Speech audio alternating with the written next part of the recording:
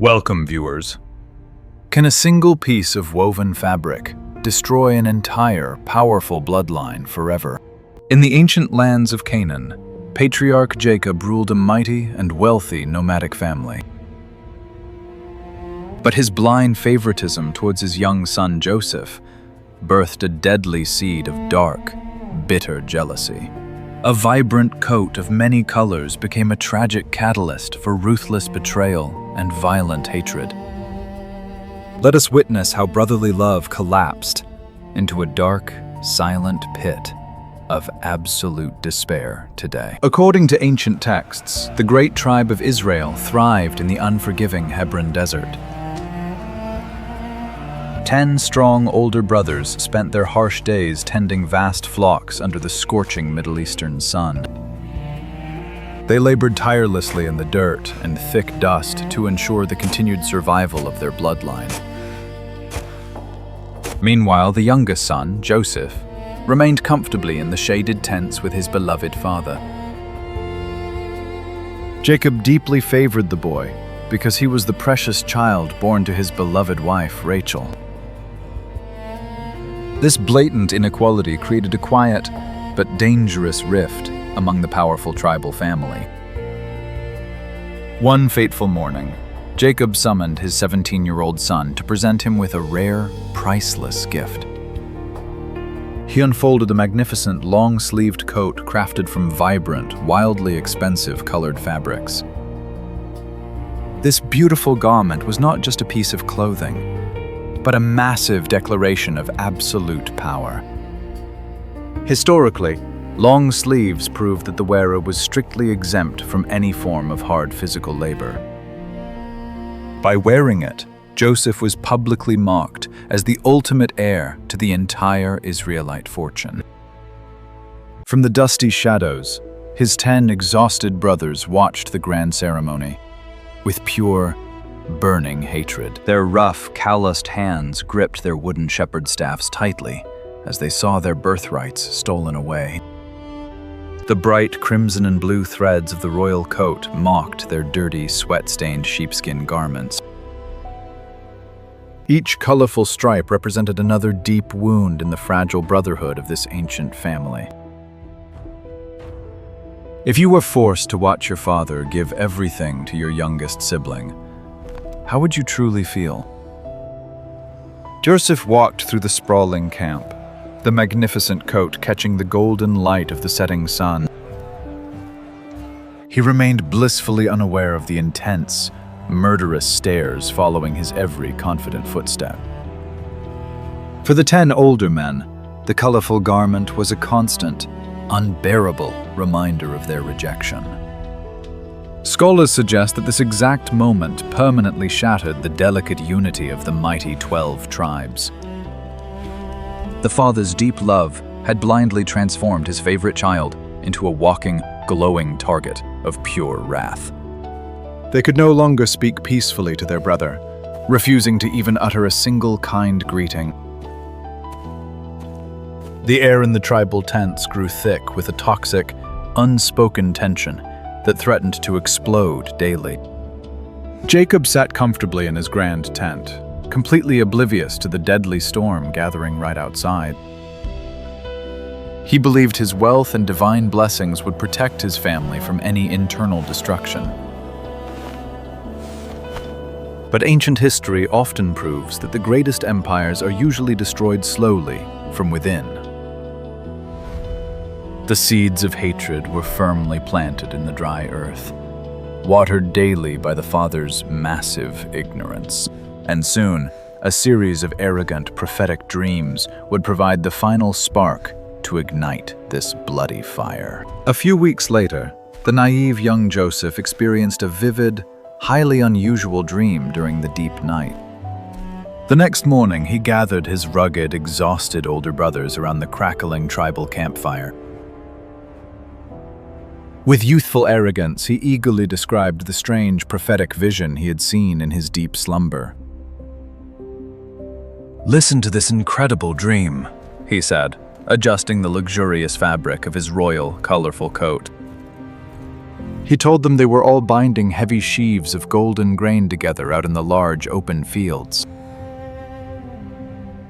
Suddenly, his own sheaf stood perfectly upright, towering above the rest in absolute majestic glory.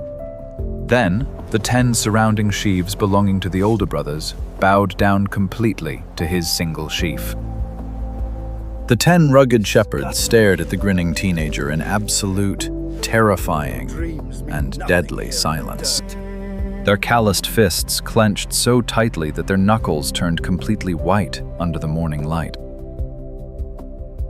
"Do you truly intend to reign over us?" one brother hissed, his dark eyes burning with unrestrained fury. This foolish display of supreme arrogance only multiplied their burning hatred for the spoiled young favorite. But Joseph, completely blind to their growing murderous rage, continued to flaunt his supposed greatness. Soon after, the proud boy had a second, far more dangerous and highly arrogant prophetic vision. He boldly announced to his weary brothers and his aging father that the heavens themselves bowed down to him. He claimed that the brilliant sun, the glowing moon, and exactly 11 shining stars knelt at his feet. The symbolism was clear. He was directly predicting absolute dominance over his entire ancient family. Even the highly biased Jacob finally lost his temper and strongly rebuked the arrogant teenager. "Shall your mother, your brothers, and I actually come to bow down to the dirt before you?" the old man demanded. Yet despite his harsh public scolding, Jacob secretly kept the strange, prophetic matter closely in his mind. For the 10 older brothers, this final outrageous insult pushed their burning jealousy past the breaking point. The colorful coat was no longer just an unfair gift. It was the ultimate symbol of their coming slavery.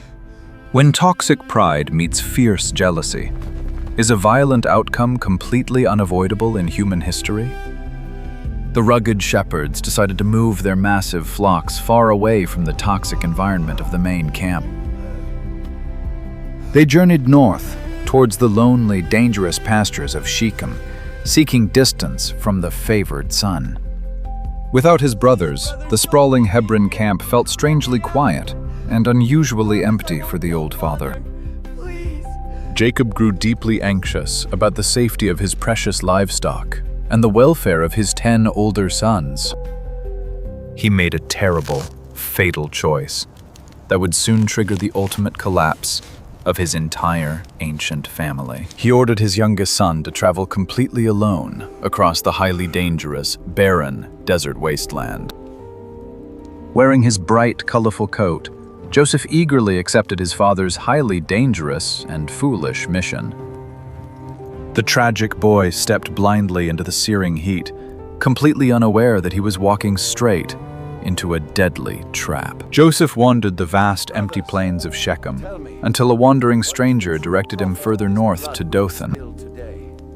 Dothan was a desolate, rocky region surrounded by steep hills and incredibly deep, dry, and ancient water wells. From a high, rocky vantage point, the 10 hardened brothers spotted a tiny, moving speck of bright color in the distance. Even miles away, the vibrant reds and blues of that hated, royal garment were absolutely unmistakable to them. The very sight of the arrogant boy approaching their territory ignited a massive explosion of pure rage. All the years of silent bitterness and brutal physical labor violently boiled over under the harsh midday sun. They gathered in a tight, menacing circle, their dark, sun-baked faces twisted into incredibly cruel, demonic sneers. "Look here!" one of them aggressively spat into the dirt. "That famous master of foolish dreams is finally coming." Ancient texts describe a terrifying descent into pure, completely unhinged, and brutally murderous tribal madness. "Come now, let us kill him and throw his broken body into one of these deep, empty desert pits," they quickly plotted. "We will simply lie and say that a vicious wild animal fiercely devoured our precious, beloved youngest brother." Then we shall finally see what becomes of his grand, arrogant dreams of ruling over us as a mighty king. The brutal plan was set in motion. The brothers eagerly waited to ambush the naive boy like a pack of hungry wolves. Only Reuben, the oldest brother, felt a sudden heavy pang of deep guilt and terrible fear of their father's wrath. He desperately tried to intervene, begging them to simply throw the boy into a pit without shedding his blood. Reuben secretly planned to return later, under the dark cover of night, to safely rescue the tragic boy. But furious mob mentality had fully taken absolute control over the 9 violent men. Joseph finally arrived at the camp, totally unaware of the brutal, deadly doom quickly awaiting him there. Before he could even speak a single word of greeting, the powerful men aggressively lunged forward like wild beasts. They viciously grabbed him with their rough, calloused hands, ignoring his terrified screams and desperate, loud pleas. With intense fury, they violently stripped the beautiful, multicolored coat right off his small, trembling body. The powerful symbol of his father's deep love was fiercely torn away, leaving him entirely exposed and weak. Then, with absolutely no hesitation, they ruthlessly hurled their own flesh and blood down into the dark cistern. The heavy thud of his body hitting the dry, rocky bottom perfectly echoed the shattering of their family.